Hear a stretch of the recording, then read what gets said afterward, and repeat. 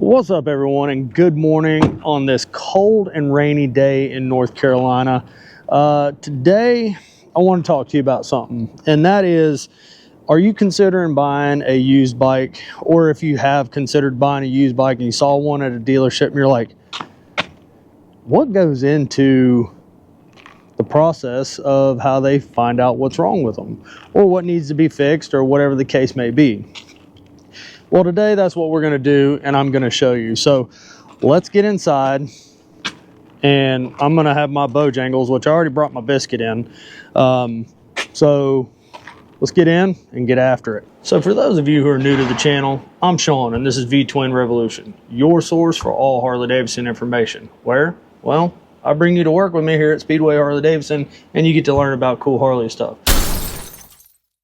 So I appreciate you guys checking out this video, and we are going to get after what goes into the process of seeing what a motorcycle needs to be fixed. So for today, our donor bike happens to be a 2017 limited low, and we are going to check this bike out from nose to tail.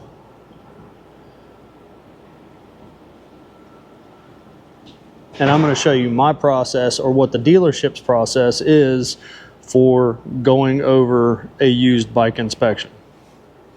Now, before we go any further, I should note that not all dealerships do everything the same. This is the process of Speedway Harley-Davidson. This is what I look at. I'm not speaking for all dealerships in general, but if you were to buy a motorcycle from Speedway Harley-Davidson, this is how we do things, and this is what we look at and go through. So there's that. So let's get this motorcycle in the air, and then we'll start looking at some things.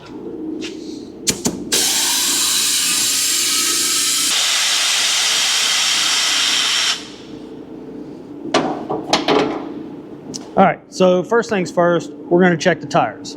I have a tread depth gauge, and we're going to measure the tires and see what they look like. It's important to note before we check the tire that I let you know that, all states are different in terms of what they require for tread depth.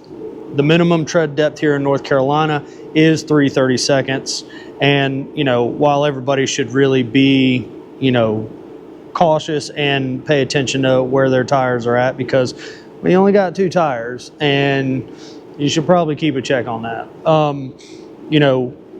If it's at 3/32, I have to check it in multiple places. If it's not at 3/32, well, then just rock and roll. I have my fancy dancy little tool here. I'm just going to stick it in the tread, and we are at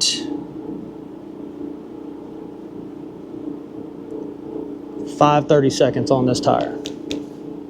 Good to go. Same thing for the rear. 7/32. Good to go. So now that the tires have been checked, we're going to move on to checking and see what the brake pads look like. The fronts may be a little bit hard for you to see, but you get the idea. You just take a flashlight and you shine down in there on either side, inside and outside pads, that you can see if there's any uneven wear, and well, then you go from there. Let's go check out the rear. I gotta get this saddlebag off. These pads appear to be pretty new.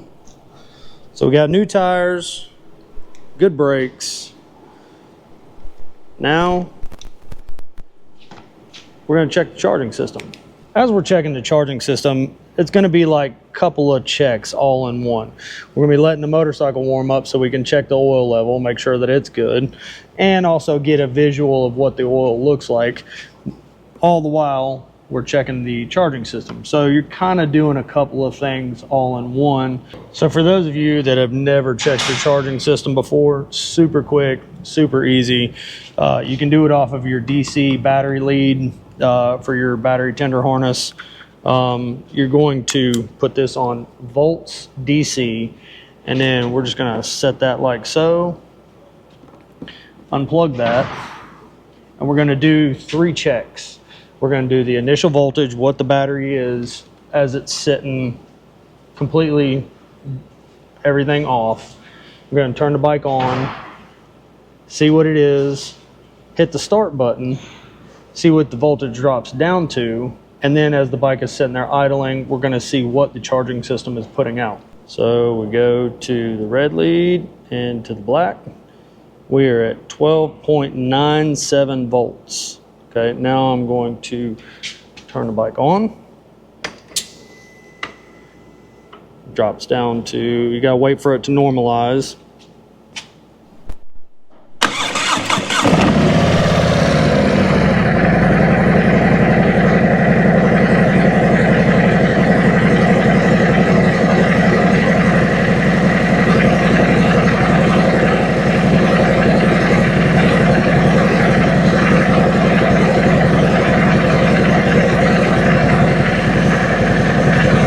Based off of our checks, this is a good charging system. The battery is in good shape and we are good to go. So we're letting the bike warm up.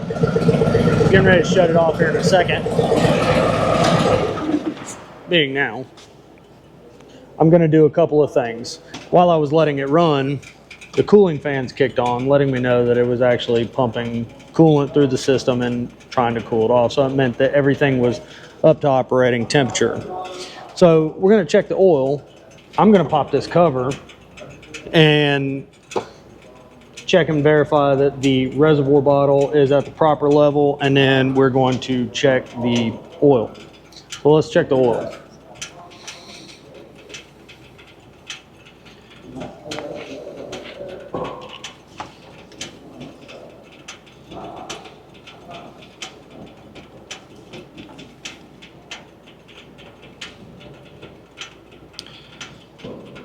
So the oil is within range of where it should be. It is a little dirty, so we'll take that into an account. To check your coolant reservoir, just take and put your fingers behind this, pop that off, and our coolant level is at the proper level, so we're good there. Next, we are going to pop the air cleaner cover off, and then I'm going to check the breather assembly.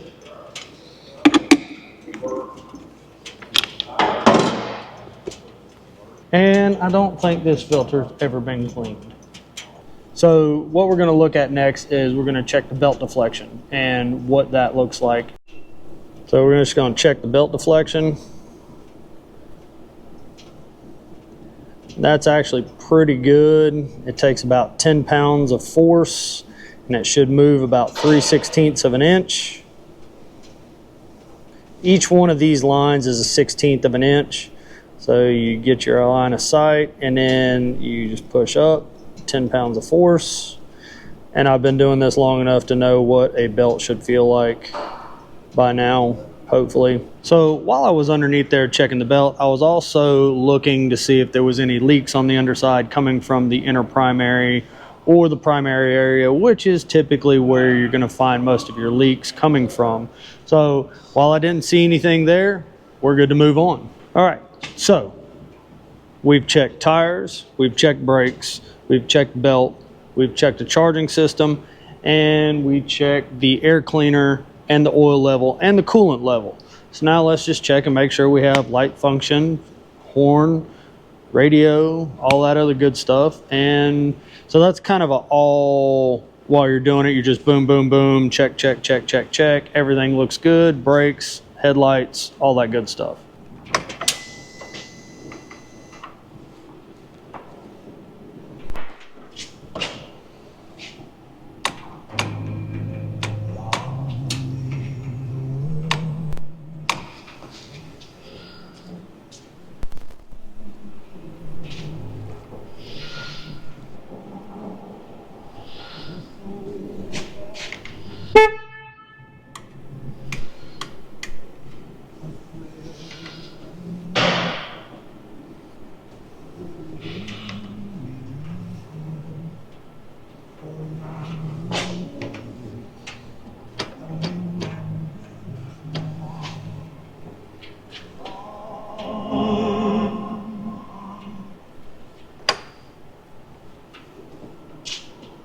And that's the electrical check.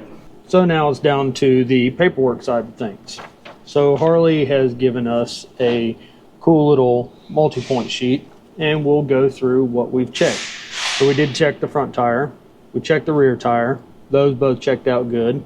Also, it's important to check the date codes on your tires. These were good. Most of the time they're going to be on the side in a little circular thing, and it'll say, might say 45-22. That's going to be the 45th week of 2022. So that 45-22, or it might say 16-19. That'd be the 16th week of 2019. So these tires were good. We checked the front pads, we checked the rear pads. I looked at the master cylinders, front and rear. When we were checking the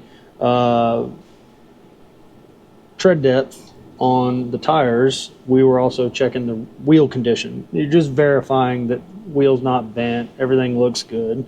If it has spokes, wheel bearings are kind of hard to tell if they're bad. If you're pulling it in and it's roaring, then, well, you have a problem. We looked at leaks, weeps, those kinds of things. Critical fasteners, whenever I go through and do my service, that's when I will check critical fasteners. The sprocket and belt pulley, or sprocket and pulley belt, all that area, you're looking at that, making sure everything looks good. Battery voltage, we checked the battery voltage. We had a good charging system. 12.97 volts with the bike off. When you turn the bike on, it dropped to 12. So that's a volt drop, which is good. And then when we hit the starter button, it dropped down to about high 9s, 10. That's a good voltage drop because the starter does draw a lot of amps. And then once the motorcycle started, we were idling at 14.45, I believe it was. So that is a good and well functioning charging system with a healthy battery. The engine oil, engine, primary, and transmission, we checked the engine oil. It was a little dirty. I'm going to make my recommendations based on that. The coolant, we saw and verified that the coolant level was good, and the front master cylinder fluid levels, we didn't touch on that, and I'm going to go over that right now. Well, here in just a minute. Clutch operation, it worked because I pulled the bike in. Everything was working fine. The air filter is dirty. I'm going to recommend just cleaning that because it is a serviceable filter.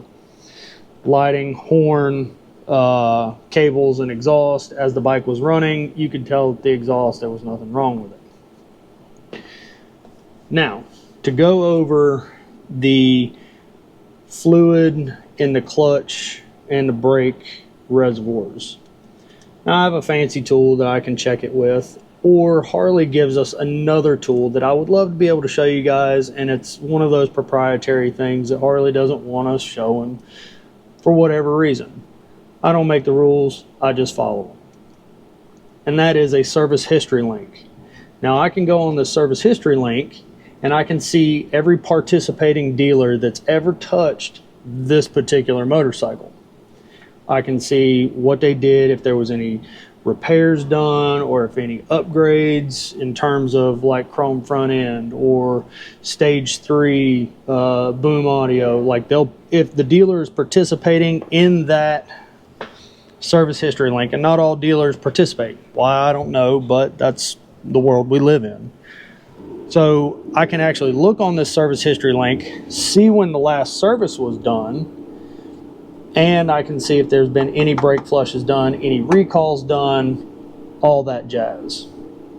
So based off of everything that I've checked out, we're going to recommend a full service, front and rear brake flush, a clutch flush. We're going to do a coolant flush, and we're going to clean the air cleaner. That's during the service. We're going to check some other things, check the air pressure in the tires, set those obviously for the road ahead, and pretty much that is going to be the gist of what I'm doing on this motorcycle today.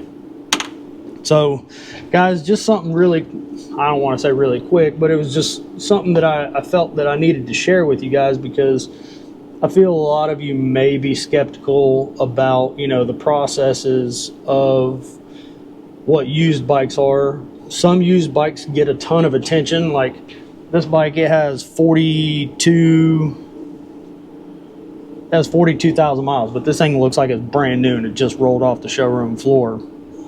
So they're going to put a little bit more money into this, especially since it doesn't need tires and it doesn't need brakes.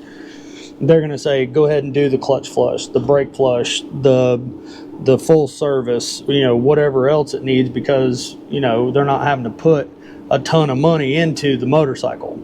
If it needed tires, they'd say, okay, well, maybe just do a 3 fluid change.